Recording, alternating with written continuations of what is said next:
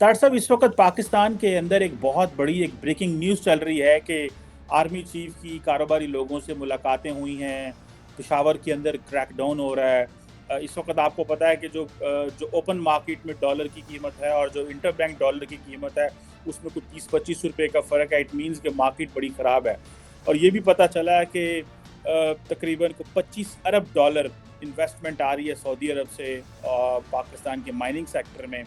अभी वो हमारे दोस्त ही हैं उज़ैर यूनुस साहब, उन्होंने एक ट्वीट भी की हुई थी कि 1997 से लेके आज तक तकरीबन 50 अरब डॉलर पाकिस्तान में फॉरेन डायरेक्ट इन्वेस्टमेंट आई है।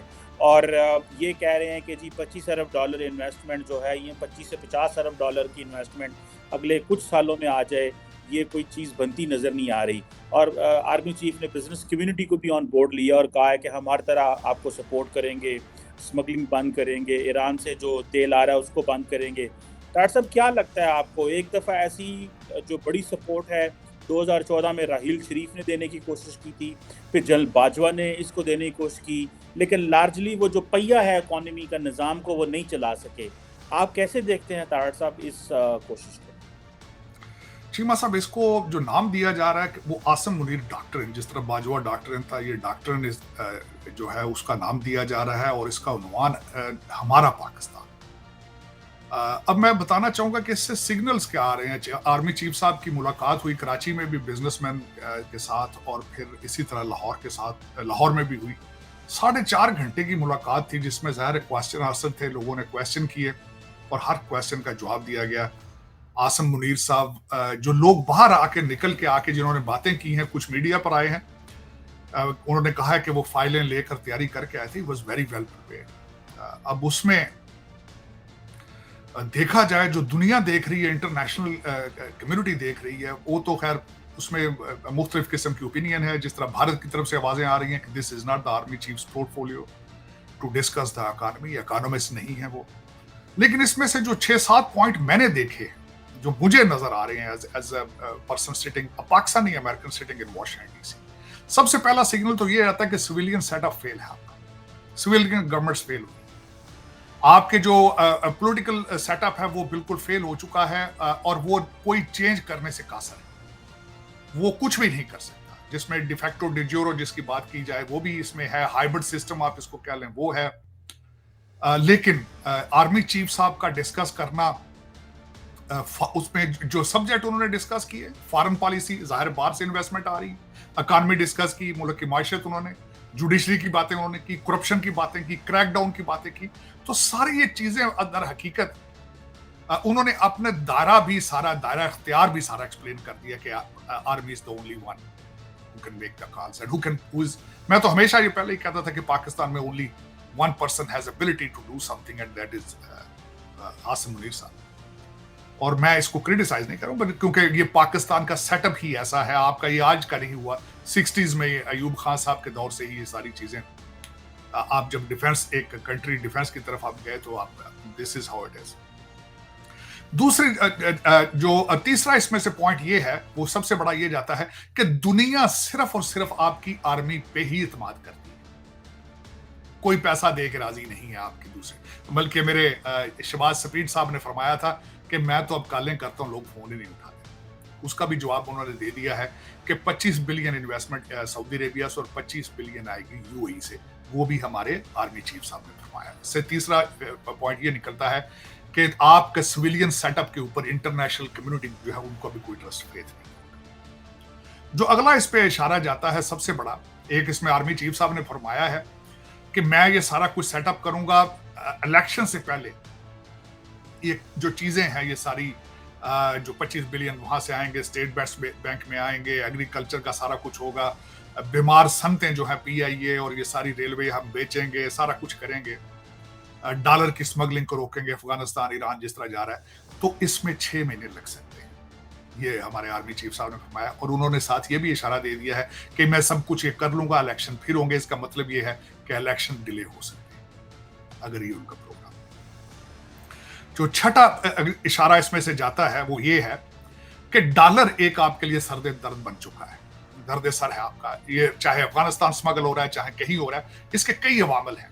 उसके अवामल ये है क्योंकि इकॉनमी कमजोर है, बीमार है, लोग डॉलर्स में इन्वेस्टमेंट कर रहे हैं, लोगों ने डॉलर को बाय करके स्टॉक करके कारोबार शुरू कर रखा है, जिस तरह लोग सोना ले लेते हैं, क्योंकि कोई और दूसरी इकॉनमी नहीं। आपके पाकिस्तान के अंदर जो है वो इलीगल पैसा जो है, ब्लैक मनी बहुत ज्यादा है लोगों के पास, जिसमें कभी आप कह रहे हैं प्लाट ले लेते हैं लोग, कभी आप हाउसिंग स्कीमें बना लेते हैं, मुख्तलिफ किस्म की पांसी स्कीम्स हैं। मैं ये जो आपकी हाउसिंग स्कीम है इनको पांसी स्कीम्स कहता हूं कि एक हफ्ते के अंदर इतने पैसे बन गए प्लाट में, लोग इस पे सट्टा चला रहे हैं। इसी तरह सट्टा डॉलरों पे चल रहा है, इसी तरह सट्टा सोने पे चल रहा है, क्योंकि इकॉनमी नहीं है, इकोनॉमिक एक्टिविटी कोई नहीं है, मैन्युफैक्चरिंग कुछ नहीं हो रही, बीमार है। ये बीमारी की अलामतें हैं सारी, डॉलर के ऊपर भी पैसे बनना बीमारी की अलामतें हैं। यहां पे ये जरूर मैं बताना चाहूंगा कि आर्मी चीफ साहब ने सिर्फ अभी क्रैकडाउन की बात की है और आज 9 रुपया आपकी ब्लैक मार्केट में डॉलर नीचे आ गया।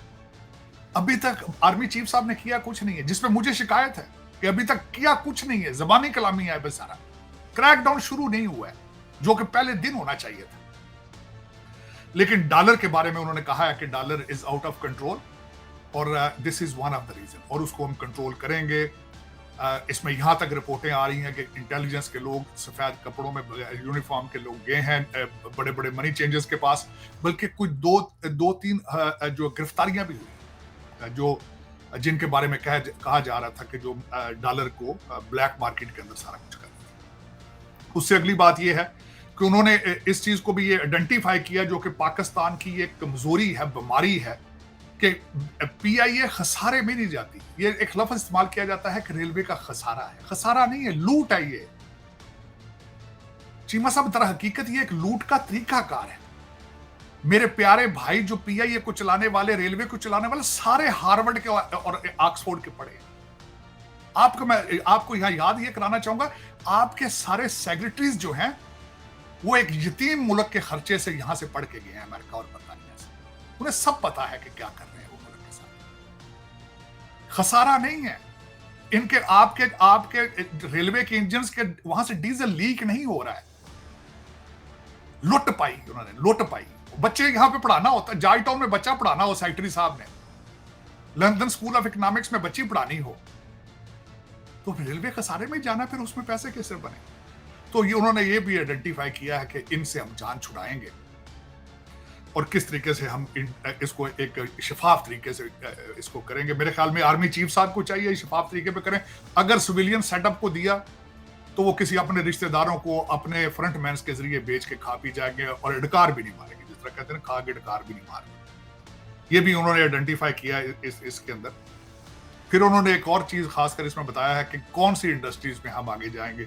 एक उन्होंने एग्रीकल्चर बताया है और उसके बाद माइनिंग है और डिफेंस प्रोडक्ट्स हम बना के बेचेंगे। एग्रीकल्चर जो है दर हकीकत उन्होंने बड़ी अच्छी चीज इसको आइडेंटिफाई की है।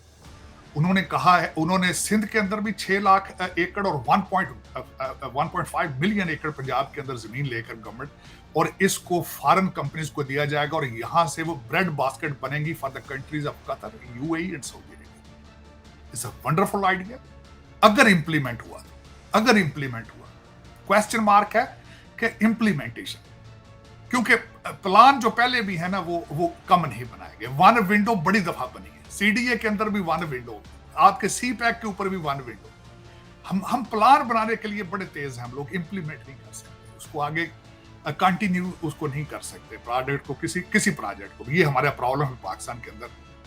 अब आर्मी चीफ साहब, सबसे पहले तो मेरी ये गुजारिश आर्मी चीफ साहब से हमेशा करता हूं कि मुल्क के अंदर से सजा और जजा खत्म हो चुकी है। ये बातों तक ना रखें, क्रैकडाउन शुरू करें। बल्कि इनकी क्रैकडाउन के बातों की वजह से ही सिंध के कई जो लुटेरे थे, फ्रॉडिये, वो तो भाग गए।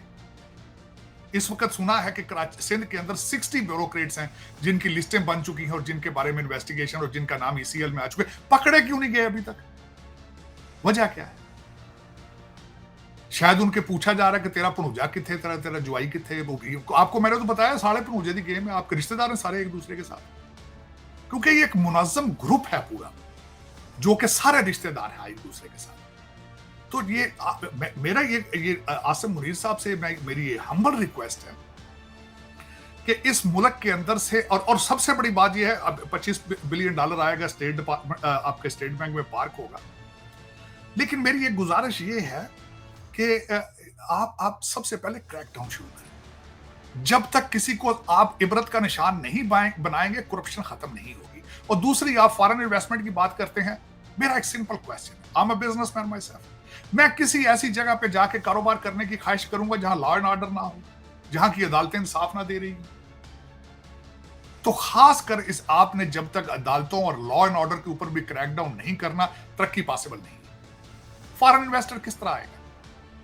आज एक आपके पाकिस्तान के बड़े अच्छे जर्नलिस्टों ने, बड़ा एक अच्छा जर्नलिस्ट है, उन्होंने 2-3 मिसालें दी हैं कि चाइना से एक कंपनी आके यहां पे स्मार्टफोन बनाना चाहती थी, किस तरीके से आपकी एजेंसियों ने उसको घेर लिया और उनसे 1 करोड़ रुपया महीने का भत्ता मांगा गया और ना दिया गया तो उनके खिलाफ केसेस बनाए गए। किस तरह एक मलेशिया से एक पार्टी आई थी, यहाँ पे बिलियंस डॉलर्स लेकर आए थे और उनको किस तरीके से नैब ने, बल्कि उन्होंने मजाक उड़ाया, उन्होंने कहा हम इलन मस्क को ले आते हैं, हम यहाँ पे जुकरबर्ग को ले आएंगे, लेकिन नैब और एजेंसियां उनको पकड़ लेंगी, यहाँ उनके नाम भी इसी। तो ये चीजें जब तक आप इसके ऊपर क्रैकडाउन नहीं करेंगे।